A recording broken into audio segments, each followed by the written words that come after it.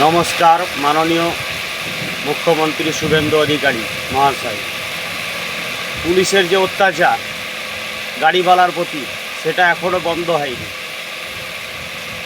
Sodepur traffic guard সবুজ signal থাকা অবস্থায় সিগন্যাল পাস করে গাড়ি পাস করছি অর্জনে, গাড়ি ঢুকে পড়ার পরে হলুদ সিগন্যাল এসছে, গাড়ি বেরিয়ে গেছি, তারপরে পরের সিগন্যালে ধরে বলছে যে রেড সিগন্যাল ফেল করে এসেছে, লাইসেন্স দেন, 2000 টাকা ফাইন হবে। ফুটেজ দেখাচ্ছে, ফুটেজে কোনো রেড সিগন্যালের খবর পাওয়া যাচ্ছে না, তারপরেও বলছে লাইসেন্স দেন, 2000 টাকা চালান হবে। তারপরে যখন লাইসেন্স দিতে অবাধ্য হয়, পুলিশ তখন আমাকে মারপিট করতে আসছে। লাস্টের দিকে ফাইসালা হলো 500 টাকা জোর জবরদস্তি দিল গাড়ির সামনে। এটা মাননীয় মুখ্যমন্ত্রীকে আমি জানাতে চাইছি।